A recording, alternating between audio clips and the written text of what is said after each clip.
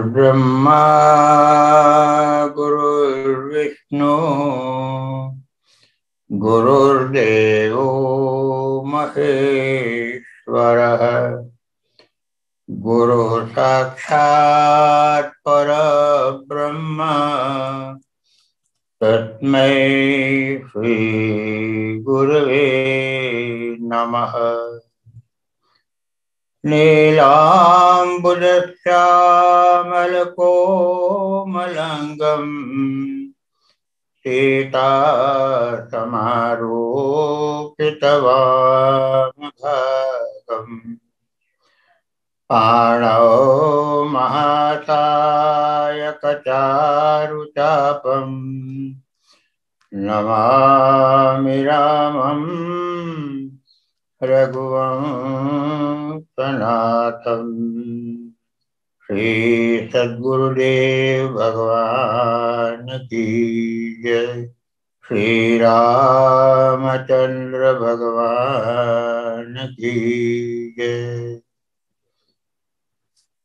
श्री सद्गुरुदेव सन्निधि पंचम भाग का आगे का पठन हम कर रहे हैं।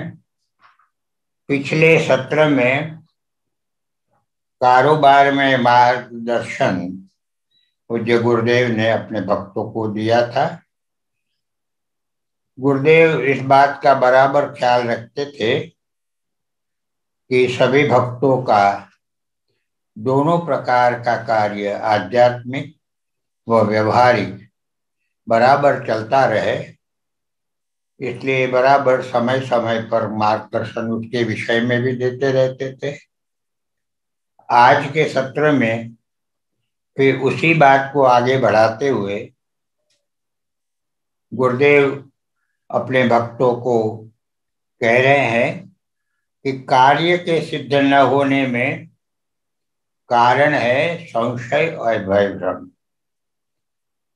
हम देखते हैं कि सांसारिक कार्य करने में, व्यवहारिक में भी अगर शुरू से हमारे मन में संशय या भय रहा, या इसी प्रकार आध्यात्मिक मार्ग में भी ये रहे, तो कार्य पूरी तरह से सफल नहीं होता है। गीता में भी भगवान ने कहा है, संशयात्मा विनश्यति।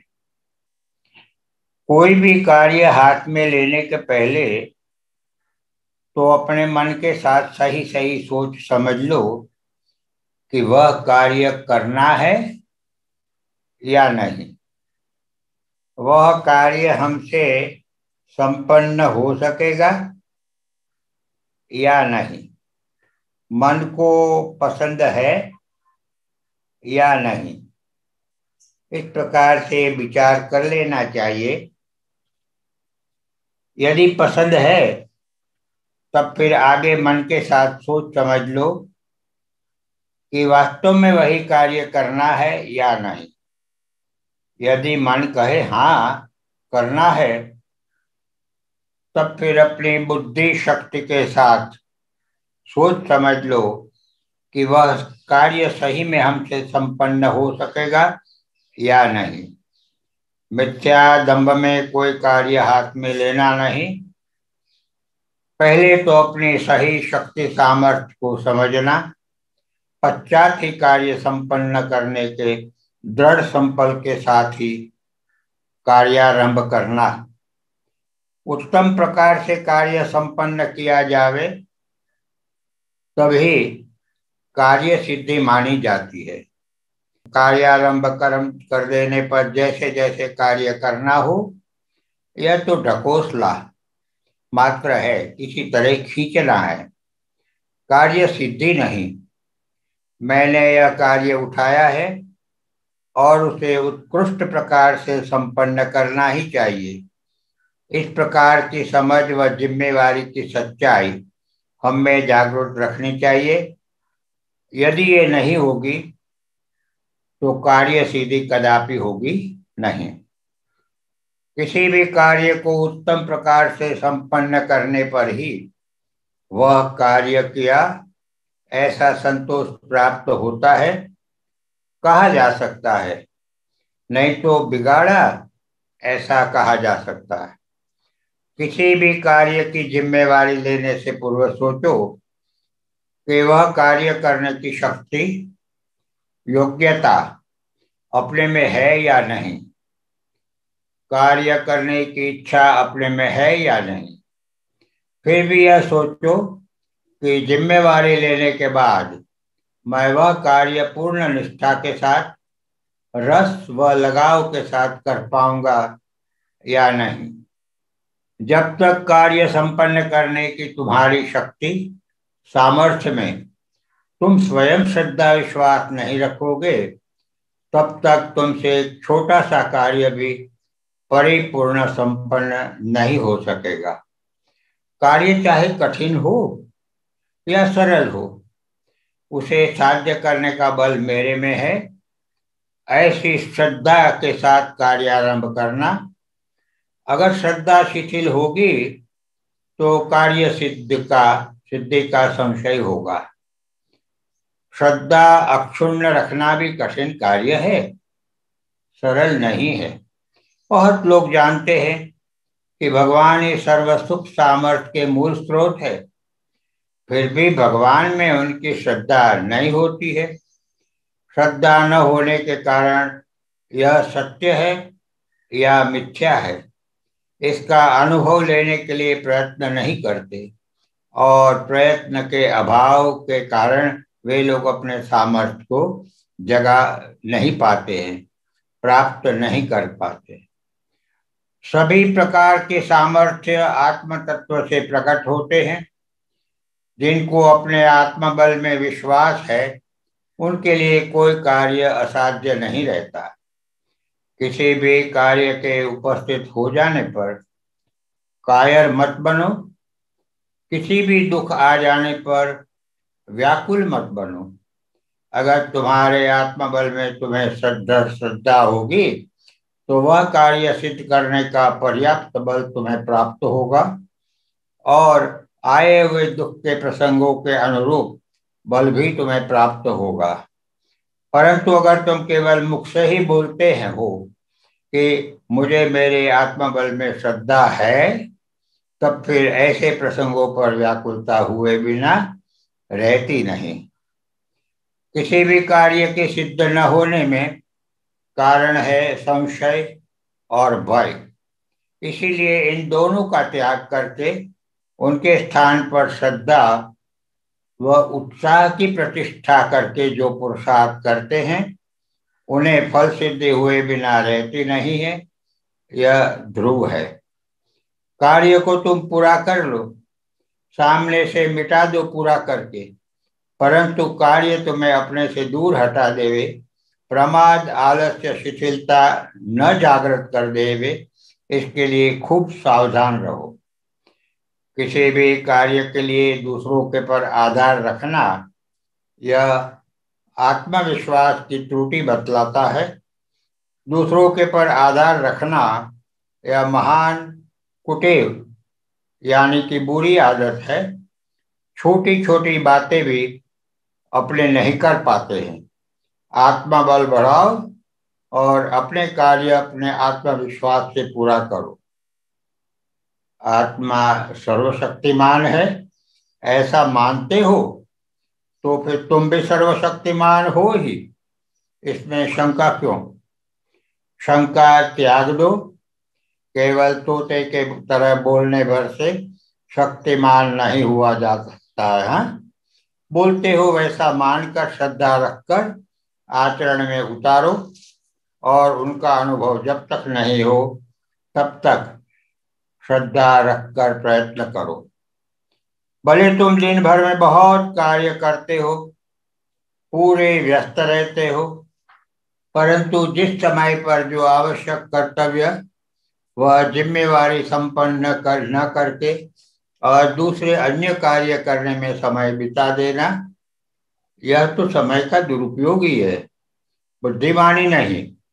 यह अपनी जिम्मेवारी के अनुचित है, और इससे अपने और अपने साथ वालों के लिए उद्वेग, निराशा वह निरादर के सिवा कुछ नहीं मिलेगा और परिणाम में तुम्हारी उन्नति, यथार्थ उन्नति कदापि नहीं होगी।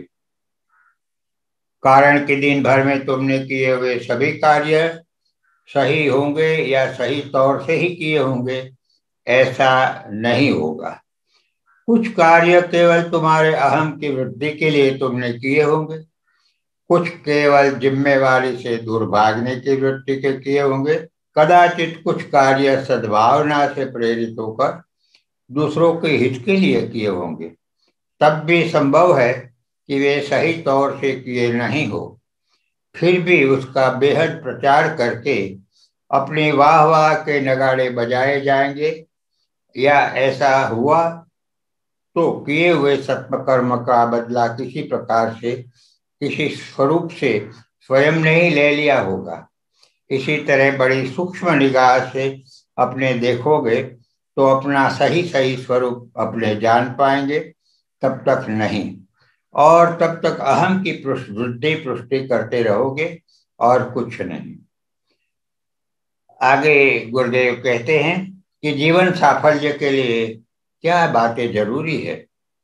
सादगी, सरलता व सत्यानुष्ठान का जीवन के मुख्य आदर्श रखो तो जीवन सफल होगा। अनुकूल के प्राप्त होने पर हर्षित नहीं होना और प्रतिकूल के प्राप्त होने पर शोक संतप्त नहीं होना। सद्विचारों का संपादन करके मन को उच्च भावना में रखो।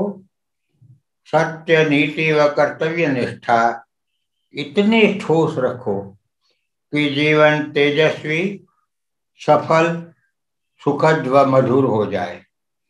श्रद्धा, विश्वास व उच्च गुणों के आधान से ही इच्छित बात परिपूर्ण कर पाते हैं।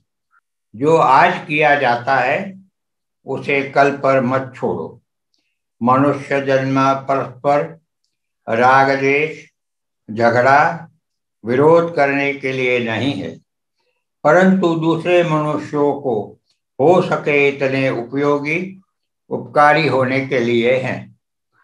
हमारा विद्रोह, राग द्वेष, ईर्ष्या, क्रोध इत्यादि सामने वाले की हानि करने के पहले तो हमें ही नुकसान पहुंचाते हैं। जिस बात के लिए हम दूसरों को सुधारना चाहते हैं, ठपका देना चाहते हैं, वही बात हमारे में है या नहीं, इसका विचार पहले से करो। सबसे बड़ा सद्गुण यही है कि मनुष्य स्वयं अपने ऊपर आधिपत्य प्राप्त कर लेवे व अपने मन के मालिक बनो।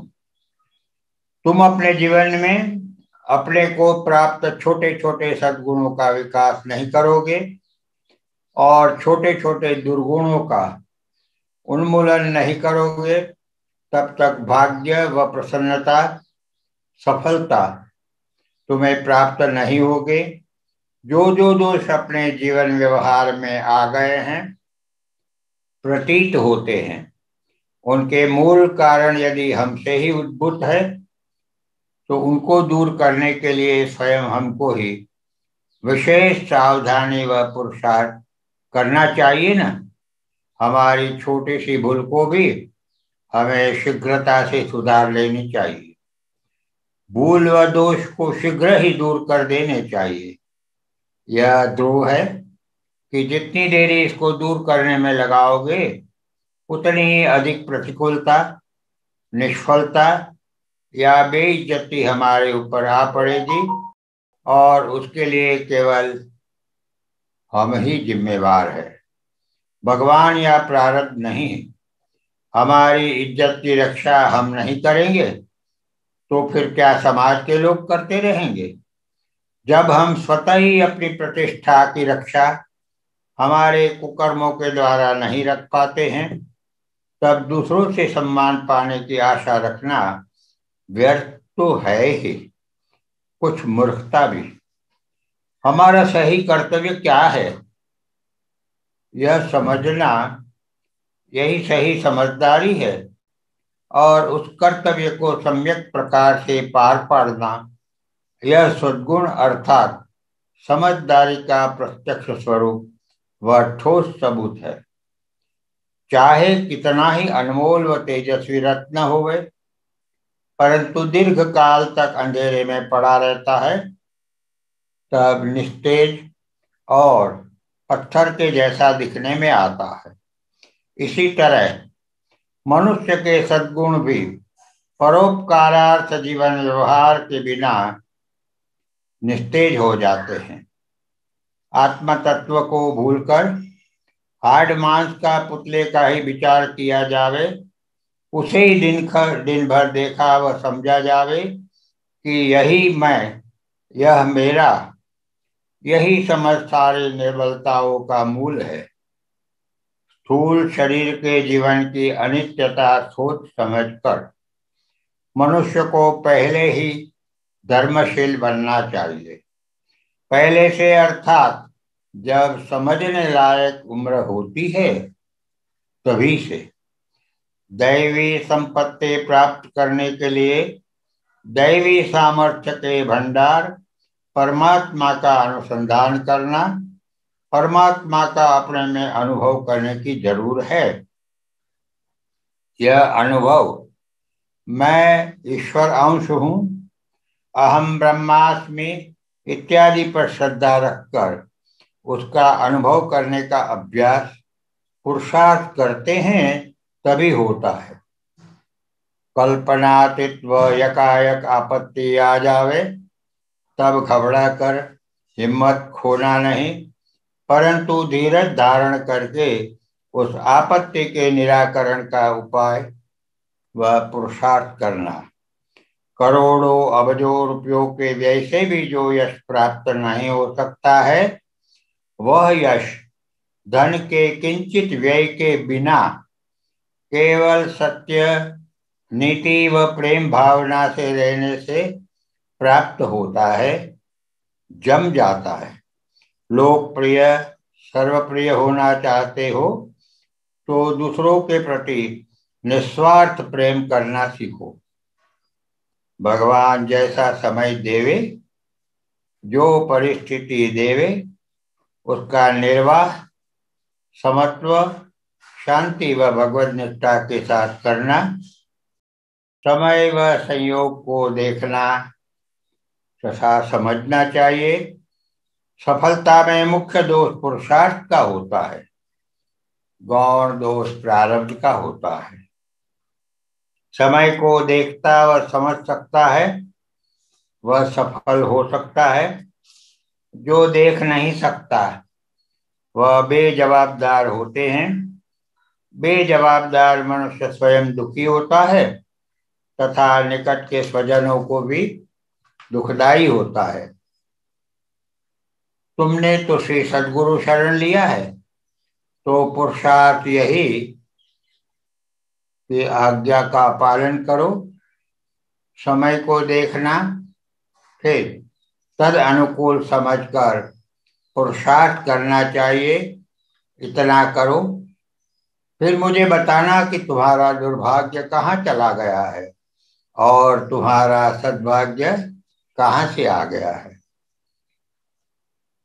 आगे के विषय में पूज्य गुरुदेव ने बहुत गूढ़ विषय चुना है, नाम रूप की अभिन्नता।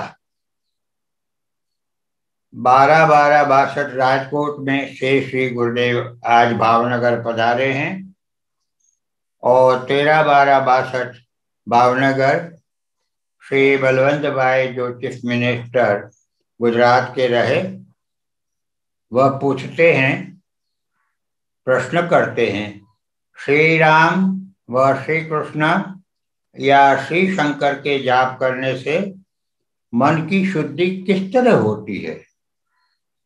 गुरुदेव बड़े प्रसन्न हो गए। देखो दलवंत भाई, गुरुदेव ने जवाब देते हुए कहा, प्राचीन भारतवर्ष की कितनी अलौकिक संपत्तियां और सिद्धियां थी उसकी बातें की जाए तो आज के वैज्ञानिक के दिमाग में भी नहीं उतरेगी। इतनी सर्वांगपूर्ण अनुपम सिद्धियां थी। हमारे ऋषियों ने, योगियों ने जो जो विद्याएं सिद्ध की थी, उसकी बात तक आज के इतने विज्ञानमय युग के मनुष्य को भी गप ही लगती है। और इसलिए हमारी आलोचना की जाती है कि हम लोग तो बस अपने प्राचीन भारत के वैभव व सिद्धि और ऐश्वर्य की ही बांगे पुकार रहे हैं, और ये सब बातें मेरी कल्पना मात्र ही है। ऐसा नहीं है। वास्तव में प्राचीन भारत की ऐश्वर्य युक्त उन्नत अवस्था थी ही। भारत का सुवर्ण काल इतना बेजोड़ था, उसका माप तक हमारी बुद्धि नहीं निकाल पाएगी। कई विद्याओं में से एक योग विद्या सूर्य से संबंधित संशोधित की गई थी। सूर्य विज्ञान सूर्य विद्या नाम था। आज के विज्ञान ने सिद्ध कर दिया है, तो आज अब लोग स्वीकार करते ही हैं कि इस सचराचर विश्व में 7 रंगों की किरणें अणु अणु और परमाणु में ओतप्रोत है, परिपूर्णतया व्याप्त है। जो सूर्य प्रकाश को हम सफेद उज्जवल देखते हैं, वह सप्तरंग का ही सम्मिश्रण है, और यही सप्तरंगों की किरणें समस्त जगत में व्याप्त है। अणु, परमाणु, जड़ चेतन, समस्त प्राणी पदार्थों में यही 7 रंगों की विभिन्न मात्रा में मिलावट हुई है। यही कारण है कि करोड़ों मनुष्यों में भी कोई 2 एक से नहीं होते हैं, क्योंकि प्रत्येक प्राणी पदार्थ में विभिन्न प्रमाण में ये 7 रंग मिले हुए होते हैं।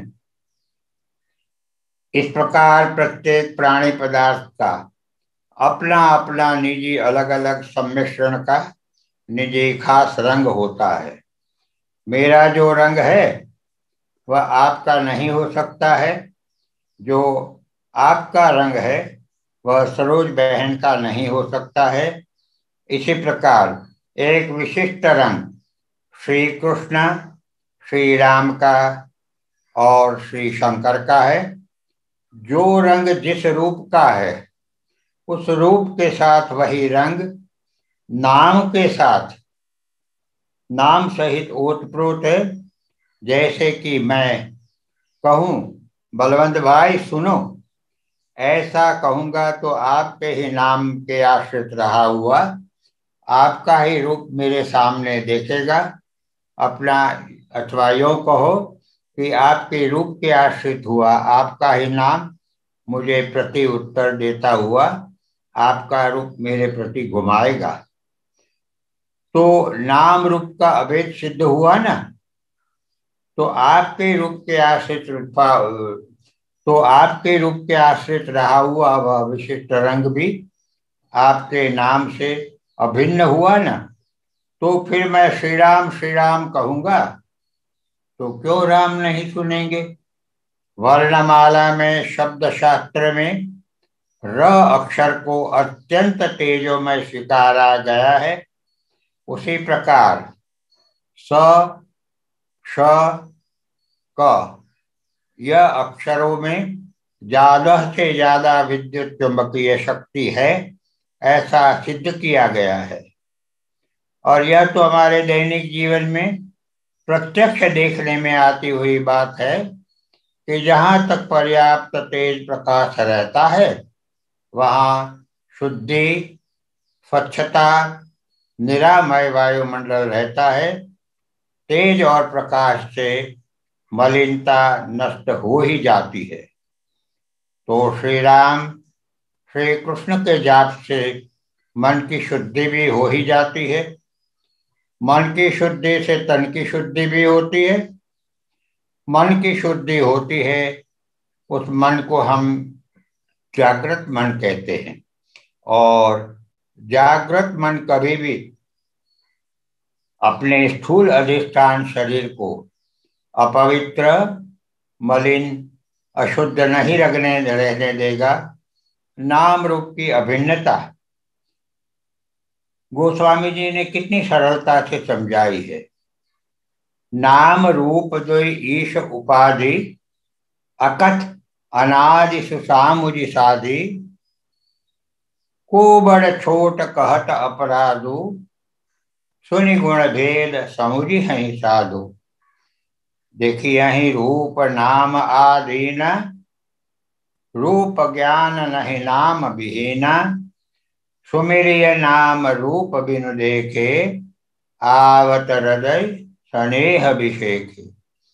नाम रूप द्वय अकथ कहानी समुझत सुखद न परति बखाने नाम निरूपण नाम यतन ते सो प्रगटत जे में मोर रतन ते। सबसे बड़ा सत्कर्म है भगवद नाम जाप।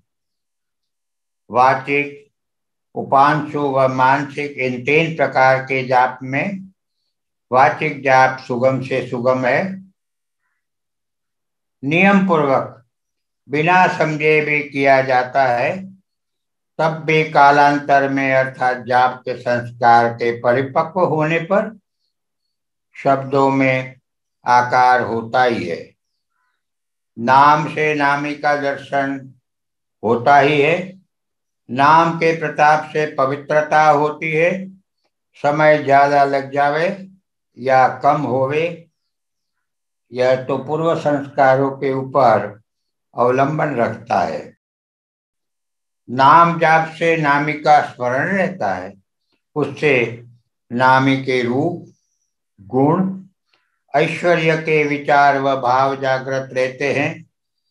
अर्थानुसंधान से भावानुसंधान और भावानुसंधान से सतत जागृति, वह सतत जागृति से मन शुद्धि, मन शुद्धि से व्यवहार शुद्धि। मंत्राधीन भगवान है ही, नामे नाम के वश है ही। 4 वेद डखोल के आखर कहबो राम तुलसी आते वश करो राखो यही ते काम। पूर्व संस्कारों के अनुसार नाम जाप से प्रारंभ में तो अशुद्धि मिटाने में ही समय निकलता है। नाम जाप इस प्रकार आहुति को जलाने का काम करता है, जिससे सर्व प्रकार की अशुद्धियों का नाश होता है। भगवान ने गीता में कहा है, यज्ञानाम जप यज्ञोस्मि राम सकल नामन ते अधिका हो नाथ अग खगगण बधिका। यद्यपि परमात्मा के अनेक नाम है, उनमें से राम नाम यह सबसे अधिक इसलिए माना जाता है कि समस्त जगत का कारण प्रणव ओमकार है और उस ओमकार का भी स्वरूपोत्पादक राम नाम है। इसी हेतु से राम नाम की महिमा बहुत विस्तार के साथ गोस्वामी जी ने वर्णन किया है। वैयाकरण विद्वान जानते हैं कि प्रशोदरादीनि पथोपदिष्टम, पाणिनीय व्याकरण के सूत्र 6-3-107 के अनुसार वर्ण व्यत्यय करके राम शब्द का रेफ आकार के आगे आ जाने से उसका उकार बनाकर गुणकर्ण से ही मकार युक्त ओम यह पद सिद्ध होता है। यही प्रणव का स्वरूप है। उसी प्रणव को समस्त जगत का कारण वेद में बताया गया है तथा उपासना भी प्रणव की कही है और उसको ही तापनी की श्रुति तापनीय उपनिषद कहती है, ओम यो हवै रामचंद्र स भगवान यत् परम ब्रह्म। फलतः अवतारी स्वरूप ब्रह्म सिद्ध होता है। फलतः अवतारी राम स्वरूप ब्रह्म सिद्ध होता है। उन्हीं की उपासना से युक्त होना, यह निश्चय करके उनके ही चरणों की नौका भवसागर पार जाने का मानस में ठहराया गया है, दूसरे साधन को नहीं। क्योंकि ऊपर कहे हुए प्रमाणों से परम कारण तत्व तथा अवतारित्व अन्य में सिद्ध नहीं होता है। उसी अवतारी के पूर्णावतार तथा अंशावतार दो भेद से लीलावतार संयुक्त है। सर्वे ब्रह्म विष्णुरुदेन्द्राः प्रसूयन्ते न कारणम कारणम तुधेयम्, अर्थात कारण के ही ध्यान से मुक्ति होती है। अतः अभेद करके राम स्वरूप ब्रह्म की उपासना करनी चाहिए। रामाकार चित्तवृत्ति हो जाने से जीव राम रूप हो जाता है, पुनः संसारी नहीं होता है। यह निश्चय है कि उसको पुनः माया नहीं व्यापती है। नटकृत विविध कपट खगराया, नट सेवक ही न व्यापे माया। राम नाम ही जीवन का आधार है।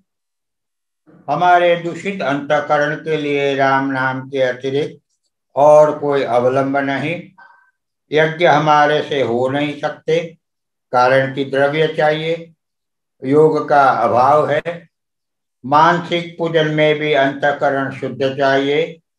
इसीलिए कली के अंतःकरण शुद्धि के लिए नाम स्मरण है। हमको अपने गज से मापना है। प्रेम से नाम जपो। विचार रहे कि हमसे कोई दोष न हो तो नाम जप जल्दी फलित होता है। जिससे हमारे विचार बिगड़े ऐसा संग आचार व्यवहार न हो। राम कहो, कृष्ण कहो, शंकर कहो या ब्रह्म कहो, शुद्ध चैतन्य कहो, यह सब आकार वही एक ही ईश्वर के है। जिस प्रकार हिंदी में अ अक्षर लिखा जाता है, वही अक्षर बंगला में भी लिखा जाता है, गुजराती में भी लिखा जाता है। लिखावट अलग अलग होने से वही एक ही अ अक्षर के भिन्न भिन्न आकार बनते हैं। इसलिए श्रुति कहती है कि एकम संतम बहुधा कल्पयन्ति यो देवानां नामधा एक एव। हमारे चित्त को एकाग्र करने के लिए कोई भी एक आकार का अवलंबन लेना जरूरी है। चित्त में विभिन्न विषयों की असंख्य वृत्तियां रहती है। ऐसे चंचल चित्त को एक ही स्वरूप में एकाग्र करना अनिवार्य है। इसलिए एक निष्ठ बनने का आदेश दिया जाता है। यदि तुम राम के उपासक हो तो फिर वही निष्ठा में डटकर रहो। यह आदेश भी साधना की प्रारंभिक दशा में ही लागू पड़ता है। हमारे शास्त्रों में एक देव के उपासक अन्य देवों की निंदा करते हैं। यह आप कहते हैं, सो बात आज सब कहते हैं। इसका हाल समझा जाना चाहिए। निष्ठा की पुष्टि के लिए एक निष्ठा रखने के आदेश को महत्व देते हुए ऐसा कहा गया है, निंदा करने के लिए नहीं। तुम राम के उपासक हो तो उसी एक को ही डटकर उपासो। जब तक तुम्हारे में वही राम की उपासना में सारे विश्व के जड़ चेतन समस्त प्राणी पदार्थों में से वही एक ही चैतन्य के राम के व्यापक दर्शन और ज्ञान न होवे, तब तक फिर तुम राम कहो शंकर कहो, कोई फर्क नहीं पड़ेगा। क्योंकि तुम्हारी साधना परिपक्व अवस्था में प्रवेश कर चुकी है। एक निष्ठ उपासना या ध्यान को ही कीट भृंग न्याय से समझाया गया है। आगे विषय बदला है गुरुदेव ने, और किसी के प्रश्न पूछने पर अथर्ववेद में कृषि सूक्त अर्थात जंतुनाशक सूक्त है, इस बात पर प्रकाश डालते हैं गुरुदेव। 14/12/62 को श्री गुरुदेव कह रहे हैं, भारत कृषि प्रधान देश है। वेदों ने भी कृषि रक्षा की चिंता की है और प्राचीन ग्रंथों में कृषि के बारे में कितनी जानकारी संग्रहित है। अथर्ववेद में कृषि सूक्त है। हम तो लक्ष्मी सूक्त को ही जानते हैं, कारण कि लक्ष्मी की ही लालसा अधिक है आजकल। वेदों में कहा गया है कि कृषि करने में बुद्धि व धैर्य होने ही चाहिए। जौ व गेहूं के बीज को पहले शहद वाले पानी में रखना चाहिए और बाद में बोने का है। बाजरी को शहद में मलने के बाद बोनी चाहिए। रसायनों का उपयोग जमीन के सत्व का भी नाश करने वाला है। फिर तब धान्य फिर कैसे सत्वशील पाओगे, और सत्वहीन धान्य खाने वाली प्रजा वे किस प्रकार सत्वशाली तेजस्वी रह पाएगी। जंतुनाशक सूक्त भी वेदों में है। गूगल, अजश्रृंगी, पीलू आदि कितनी वनस्पति ऐसी है जिनका धुआं करने पर या पानी में मिलाकर छिड़कने पर कृषि के विविध जंतुओं का नाश होता है। कृषि की रक्षा के लिए खेत की हद में वट, थुअर, कैक्टस, जुई आदि लगाने चाहिए, कारण कि ये जंतुघ्न वनस्पतियां है। कुंवार भी वैसी ही वनस्पति है। शासन नहीं कर पाएगा तो क्या इतनी आबादी भरी देश में कोई संस्था, कोई दानवीर देश हित का ऐसा कार्य नहीं कर सकता है। प्राचीन परंपरा को जानो, ग्रंथों को जानो, समझो और फिर उन सबको बराबर संशोधित कराओ। सत्य में हितकारी साबित हो उन तथ्यों का खूब प्रचार कराओ और गांव-गांव में इसकी जानकारी पहुंचानी चाहिए। आगे का प्रकरण है विषय अहम का बुद्धिपूर्वक त्याग करो। प्रश्न पूछा गया है गुरुदेव से, अहम का त्याग करो ऐसा क्यों कहते। शास्त्र, संत, महात्मा सब यही कहते हैं। श्री गुरुदेव ने कहा सृष्टि का आरंभ अहम से ही हुआ है। एको हम बहुश्याम में एक हूं, अब बहुत हूं। अपने जीवन में भी अहम से ही, मैं से ही शुरुआत होती है। पहले मैं होता है तो तुम भी उत्पन्न होता है और वह भी पक्का हो जाता है। इस तरह से मैं, तुम, वह, यह सब अहम की ही सृष्टि है। मैं से ही तू और तुम और वे का अस्तित्व है। जब मैं खत्म हो जाता है फिर न तू रहता है न वह रहता है। एको हम बहुश्याम यह संकल्प नित्य निरंजन निराकार सर्वव्यापक सर्वशक्तिमान सर्वज्ञ चैतन्य में उठता है, तब परा प्रकृति का उद्भव होता है। अब परा प्रकृति में से आकाश, वायु, तेज, जल, पृथ्वी वगैरह तत्वों का सर्जन होता है। उद्भिज, अंडज, स्वेदज, जरायुज आदि जीवन सृष्टि उत्पन्न होती है। यह अपरा प्रकृति से होता है। परा प्रकृति क्रमशः जड़त्व धारण करती करती अपरा बनती है। मूल चैतन्य अहम क्रमशः छोटा होता होता जीव अहम बनता है। सर्वज्ञ अल्पज्ञ, सर्वज्ञ अल्पज्ञ बनता है। सर्वव्यापक मर्यादित बनता है। सर्वव्यापक सर्वसमर्थ चैतन्य जीव अहम के रूप में स्वार्थी, मर्यादित और अहंकारी बनता है। शुद्ध स्वरूप के गुणों का त्याग होने से जीव अहम अशुद्ध, कलुषित रहता है। विराट लघु बनता है। समत्व भूलकर कामादिक विकारों से कलुषित होकर ईर्ष्या मत्सर का आश्रय धाम बनता है। चैतन्य से प्राप्त प्रेम भी अशुद्ध हो जाता है, वही काम बनता है।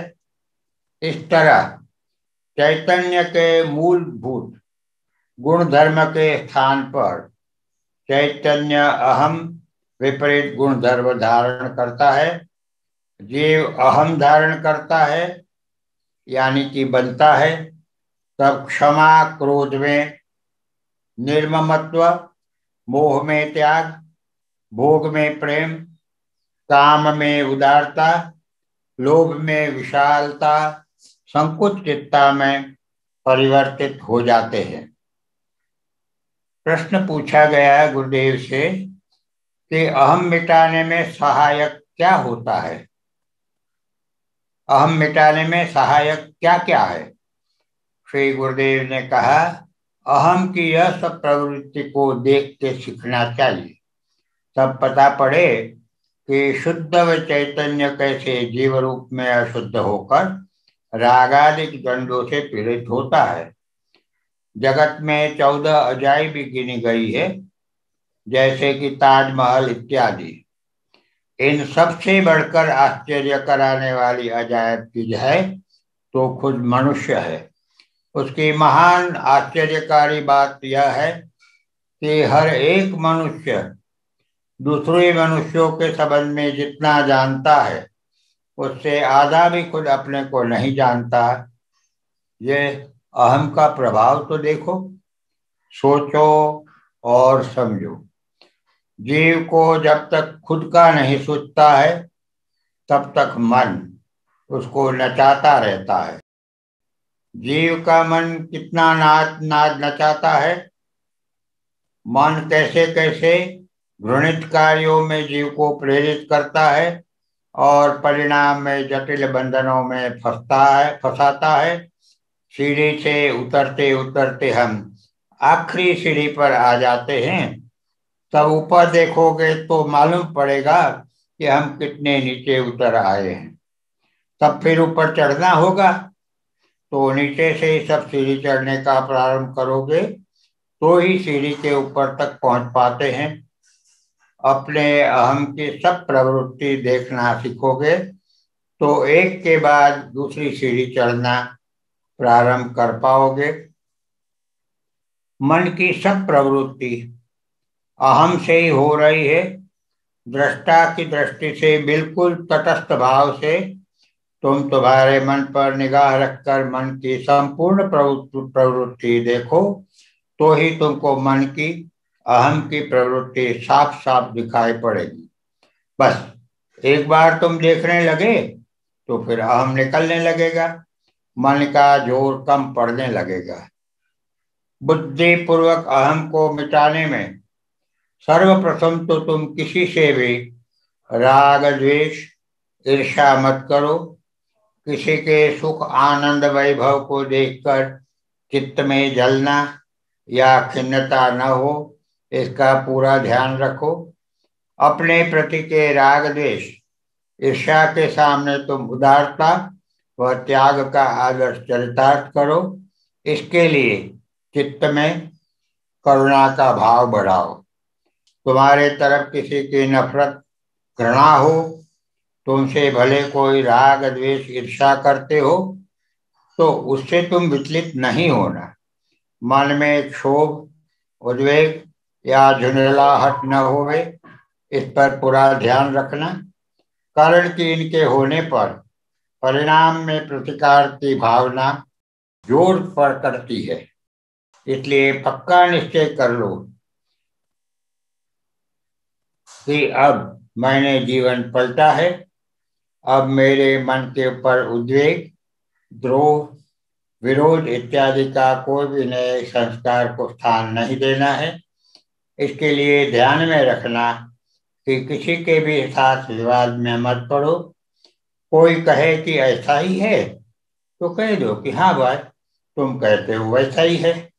कोई चाहे कि मैं ही सुखी संपत्ति भोगू तो कहो कि भले भाई, तुम अकेले ही सुख संपत्ति भोगो, तुम ही खुश रहो, सुखी रहो। इस प्रकार से मन को खींचातानी के संस्कारों से बचाओ।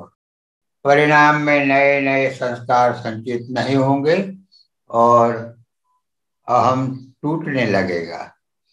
जरा सोचो तो, मन में इतनी खींचातानी क्यों और किस लिए? क्या इस प्रकार की खींचातानी से किसी को भी सुख, प्रसन्नता, शांति, संतोष मिलता दिखाई पड़ता है? यह निश्चित है कि जब तक मन में खींचातानी है, ममत्व है कि मैं कहूँ वैसा ही होवे, मुझे ही मान बढ़ाई मिले, मैं ही आराम सुविधा में रहूं, मेरी ही इच्छा पूरी होवे, इत्यादि इत्यादि, तब तक साक्षात श्री राम जी भी जीव को शांति प्रसन्नता नहीं पहुंचा सकते हैं। थोड़ा तो अहम को छोड़ो, करके तो देखो। थोड़ा त्याग व उदारता अपनाकर थोड़ा छोड़ो, तत्काल ही शांति व संतोष की अनुभूति निश्चित होगी ही। फिर मन को खिंचातानी के इन झमेलों में कोई रस ही नहीं रहेगा। भगवत शरणागति में, प्रवृत्ति में मन सहित सर्व समर्पण करने से तुम्हारा अहम टूटने लगता है। जो जो शरणागति परिपूर्ण होते जाएगी, त्यों त्यों अहम नाम शेष होता जाएगा। जो जो अहम मिटेगा, त्यों त्यों शरणागति पूर्ण होती जाएगी। परिपूर्ण शरणागति और अहम की निवृत्ति एक ही बात होती है। मानसिक और शारीरिक शक्ति संगठित करने से यथार्थ सुख का अनुभव होता है। उस विषय पर पूज्य गुरुदेव अपने विचार रखते हैं। 17/12/62 को श्री गुरुदेव ने कहा, माने हुए सुख के मार्ग पर चलने की अनुभूति साफ बताती है कि वास्तव में यानी यथार्थ में वह सुखदाता नहीं है, अपितु दुखदाता है। परंतु अनुभूति होने पर भी माने हुए सुख का मार्ग नहीं छोड़ना, यह कहाँ की बुद्धिमानी है? यह ध्रुव है कि अपने को प्राप्त पदार्थ, मन, बुद्धि, शक्ति, संयोग आदि को जितने परिमाण में यथार्थ सुख के लक्ष्य की सिद्धि के अर्थ उपयोग में लेकर उनको अपने लक्ष्य सिद्धि में सहायक बनाओगे तो उतने ही परिमाण में यथार्थ सुख का अनुभव होता है। कर्तव्य करना, परंतु कर्ता बनना नहीं। परमार्थ वृत्ति पक्की हो जाते ही कर्म नष्ट हो जाते हैं। मनुष्य की सबसे बड़ी और महत्व की शक्ति है भावना की, अर्थात मानसिक शारीरिक शक्ति से मनुष्य केवल यांत्रिक जीवन जी सकता है।